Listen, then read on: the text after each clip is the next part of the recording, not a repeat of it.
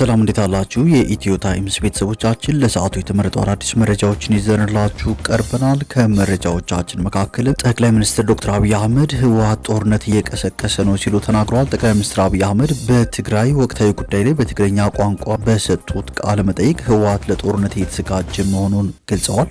ወጣቶች በአሮጌ አስተሳሰብ ለጦርነት ከሚገፋፏቸው አካላት ራሳቸውን ሊጠብቁ ይገባል ሲሉም ጠቅላይ ሚኒስትር ዶክተር አብይ አህመድ መልእክታቸውን አስተላልፈዋል። ህወሓት ከ50 ዓመት በፊት በነበረው ኋላ ቀር አስተሳሰብ የታሰረና ለውጥን ለመቀበል ፍላጎት የሌለው ድርጅት ነው በማለትም ጠቅላይ ሚኒስትሩ ተችተዋል። የትግራይ ህዝብ ሰላምና ረፍት ይሻል፣ ወጣቱ ስልጣን ሊረከብ ይገባል ሲሉም ጠቅላይ ሚኒስትር አብይ መልእክታቸውን አስተላልፈዋል። ይህ በእንዲህ እንዳለም የኤርትራ መንግስት የትግራይ ህዝብ ዋና ጠላት ነው ሲሉ ጄኔራል ግዑሽ ገብረ ተናግረዋል። በሌላ መረጃ ደግሞ የትግራይ ክልል ጊዜያዊ አስተዳደር መከላከያ ሰራዊት ወደ ትግራይ እንዲገባ አንፈቅድም ብሏል። ከቀናት በፊት ጄኔራል አበባው ታደሰን ጨምሮ ከፍተኛ ወታደራዊ መኮንኖች በጋምቤላ ክልል ተካሄደ በተባለ ውይይት ላይ መከላከያ ሰራዊቱ የቀድሞ ይዞታዎችን ማለትም የሰሜን እዝ ካምፖችን መልሶ እንደሚቆጣጠርና በኢትዮ ኤርትራ ድንበር ያለውን አካባቢም ይረከባል ሲሉ መናገራቸውን መዘገባችን ይታወሳል። ይህንን ተከትሎ ታዲያ የትግራይ ክልል ጊዜያዊ አስተዳደር መከላከያ ሰራዊቱ ወደ ትግራይ እንዲገባ አንፈቅድም የሚል መግለጫ አውጥቷል። ሙሉ መረጃውን በዜናችን በዝርዝር እናስደምጣችኋለን።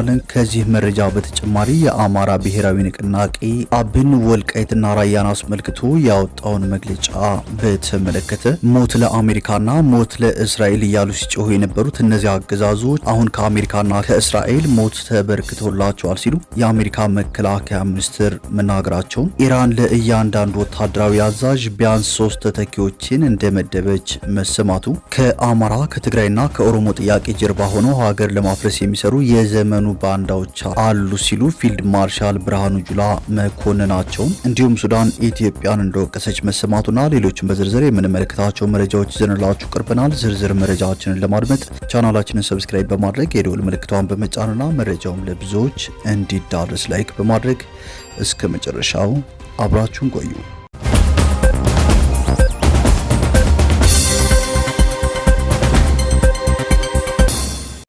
ወደ መጀመሪያው መረጃችን ስናልፍ ጠቅላይ ሚኒስትር ዶክተር አብይ አህመድ ህወሓት ጦርነት እየቀሰቀሰ ነው ሲሉ ተናግረዋል። ጠቅላይ ሚኒስትሩ በትግራይ ወቅታዊ ጉዳይ ላይ በትግረኛ ቋንቋ በሰጡት ቃለ መጠይቅ ህወሓት ለጦርነት እየተዘጋጀ መሆኑን ገልጸዋል። ህወሓት በተፈናቃዮችና በምርጫ ቦርድ መሰረዙን እንደ ሰበብ በማቅረብ ጦርነት እየቀሰቀሰ ነው ብለዋል። ቡድኑ የትግራይን ማዕድን ሀብት በህገወጥ መንገድ ተቆጣጥሮ በሚያገኘው ወርቅ እየሸጠ የጦር መሳሪያ እየገዛ መሆኑን ዶክተር አብይ ተናግረዋል። በህወሓት በኩል ዳግም ጦርነት እየተቀሰቀሰ መሆኑን የጠቆሙት አብይ በፌዴራል መንግስት በኩል በትግራይ ላይ ውጊያ በፍጹም የመክፈት ፍላጎት የለም ብለዋል። ህወሓት ከውጭ ኃይሎች ጋር በማበር ለዳግም ጦርነት እየተዘጋጀ መሆኑን የጠቆሙት አብይ የትግራይ ህዝብ በተለይ ወጣቱ እምቢ ለጦርነት ማለት አለበት ሲሉም ጥሪ አቅርበዋል። በንግግር ይሁን በተግባር ወደ ግጭት ከሚወስዱ ተግባራት መቆጠብ ይገባል የሚል ምክረ ሀሳብም አቅርበዋል። አብይ ህወሓት ለዳግም ጦርነት ቅስቀሳ እየተጠቀመባቸው ያሉ ጉዳዮች ከሞላ ጎደል መፈታታቸውንም ጠቁመዋል። አሁንም ችግር ሆኗል ካሉት ወልቃይት ውጭ ከፕሪቶሪያው ስምምነት በኋላ እንደ ጠለምትና ራያ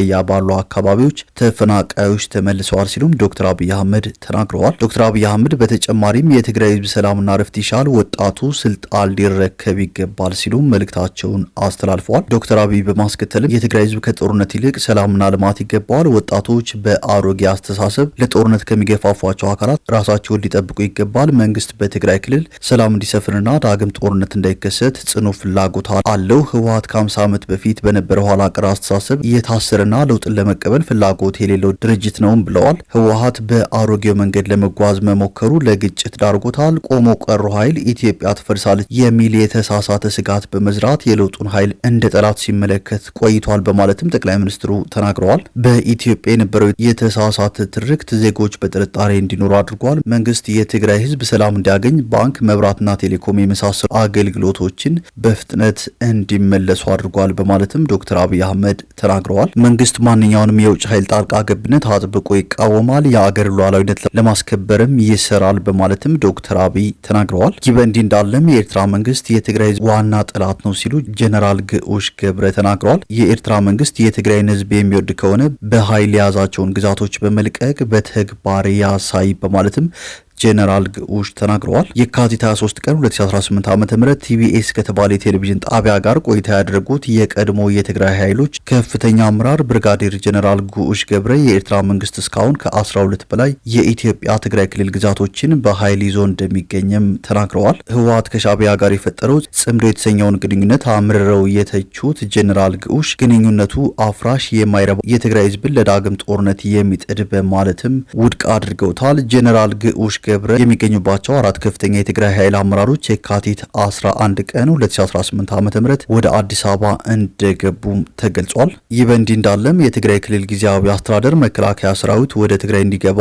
አንፈቅድም ብሏል። ከቀናት በፊት ጄኔራል አበባው ታደሰን ጨምሮ ከፍተኛ ወታደራዊ አመራሮች በጋምቤላ ክልል ተካሄደ በተባለ ውይይት ላይ መከላከያ ሰራዊቱ የቀድሞ ይዞታዎችን ማለትም የሰሜን እዝ ካምፖችን መልሶ እንደሚቆጣጠርና በኢትዮ ኤርትራ ድንበር ያለውን አካባቢም ይረከባል ሲሉ ተናግረው ነበር። በወቅቱ ጄኔራል ታደሰ ወረደ ሰራዊቱ ትግራይ እንዲገባ አልተስማማውም ሲሉ በጽህፈት ቤታቸው በኩል አስተባብለው እንደነበር የሚታወስ ሲሆን ዛሬ በወጣ መረጃ ደግሞ የጊዜያዊ አስተዳደሩ ምክትል ፕሬዝዳንትና የህወሓት ምክትል ሊቀመንበር አቶ አማኑኤል አሰፋ ችግሮቻችን ሳይፈቱ መከላከያ ሰራዊቱ ትግራይ አይገባም ሲሉ ተናግረዋል። አሁን ትግራይ የፌዴራል ስርዓቱ አካል አይደለችም፣ ወኪልም የላትም ያሉት አቶ አማኑኤል ትግራይ ወደ ህገ መንግስታዊ ስርዓቱ ሳትመለስ መከላከያ እንዲገባ አንፈቅድም ብለዋል። ይሁን እንጂ አቶ አማኑኤል እስካሁን መከላከያ ሰራዊቱ ወደ ትግራይ ክልል ለመግባት ከፌዴራል መንግስቱ በይፋ የቀረበ ጥያቄ የለም ብለዋል። ከዚህ ቀደም ጄኔራል ጻድቃንና አቶ ጌታቸው ረዳን ጨምሮ ከኛ ጋር የነበሩ አካላት መከላከያ እንዲገባ በተደጋጋሚ ሲጠይቁ ነበር ያሉት አቶ አማኑኤል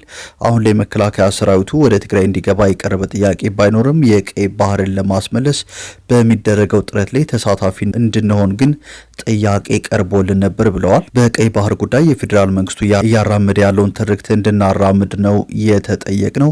ምናልባትም ጦርነት ከተነሳ አብረን ከፌዴራል መንግስቱ ጎን ተሰልፈን እንድንዋጋ ነበር የተፈለገው፣ እኛ ግን አልተቀበልነውም በማለትም አቶ አማኑኤል ተናግረዋል። ይህ በእንዲህ እንዳለም ጠቅላይ ሚኒስትር ዶክተር አብይ አህመድ ዛሬ ባስተላለፉት መልእክት ሻዕቢያ ስልጣን ሲይዝ ኤርትራ ከ300 በላይ ፋብሪካዎች ነበሯት ብለዋል። ነገር ግን በዚህ ሰዓት ምንም አይነት ፋብሪካ በሀገረ ኤርትራ የለም፣ ሁሉም በሚባል ደረጃ ወድመዋል። ከዚህ ውጪ ያኔ አስመራ ዩኒቨርሲቲ የምትባል ተቋም ነበረች፣ አሁን ግን እሷም የለችም፣ ተዘግታለች በማለት ዶክተር አብይ አህመድ መልእክታቸውን አስተላልፈዋል። ይህ በእንዲህ እንዳለም የኢፌዴሪ ጦር ኃይሎች ጠቅላይ ኤታማዦር ሹም ፊልድ ማርሻል ብርሃኑ ጁላ ትናንት በአዲስ አበባ በተከበረው የ130ኛው የአድዋ ድል መታሰቢያ በዓል ላይ ባደረጉት ንግግር በአማራ በትግራይና በኦሮሞ የህዝብ ጥያቄዎች ሽፋን ስር በመደበቅ የውጭ ኃይሎችን ተልዕኮ የሚያስፈጽሙና ኢትዮጵያን ለማፈራረስ የሚረባረቡ ያሏቸውን አካላትን ክፉኛ ኮንነዋል። ፊልድ ማርሻሉ 21 ደቂቃዎች ገደማ በወሰደ ንግግራቸው በስም ባይጠቅሷቸውም ድርጊታቸውን ግን የዘመኑ ባንዳዎች ሲሉ የገለጿቸው ሲሆን ባለፉት 5 እና 6 ዓመታት በእነዚህ ክልሎች ውስጥ ለሚታዩ ግጭቶች የውጭ ጠላቶች ድጎማና ትጥቅ እየሰጡ ኢትዮጵያውያን እርስ በርሳቸው እንዲገዳደሉና እንዲዳከሙ ሲሰሩ መቆየታቸውን አብራርተዋል። በአድዋ ጦርነት ሰዓት ለአገሩ የቆመ አርበኛ እንደነበረ ሁሉ ዛሬም የባንዳ ርዝራዦች መኖራቸውን የገለጹት ፊልድ ማርሻል ብርሃኑ እነዚህ ስማቸው ያልተጠቀሰ አካላት ከታሪካዊ ጠላቶች ጋር በማበር የአገርን ብሔራዊ ጥቅም ለመሸጥ ተስማምተው እንደሚሰሩ አስረድተዋል። በተለይም የህዳሴ ግድብ እንዳይገነባ ኢትዮጵያ የባህር በር እንዳታገኝና ልማት እንዳይመጣ ከሚፈልጉ ኃይሎች ጋር በመወገን ኢትዮጵያን የማፈራረስ ተልዕኮ ተቀብለው እየሰሩ መሆኑን ገልጸዋል። እነዚህን አካላት የማህበረሰብ ዝቃጮች ሲሉ የፈረጇቸው ሲሆን በትግል ስም ንጹሃን ዜጎችን ማገት፣ ሐኪሞችንና መምህራንን መግደል እንዲሁም ትምህርት ቤቶችንና የልማት ፕሮጀክቶችን ማውደም ዋነኛ ተግባራቸው መሆኑን አክለዋል። ፊልድ ማርሻሉ በማስከተልም እነዚህ ተዋጊዎች ለህዝብ መብት እየታገሉ እንደሆነ አድርጎ የሚረዳ ዜጋ ካለ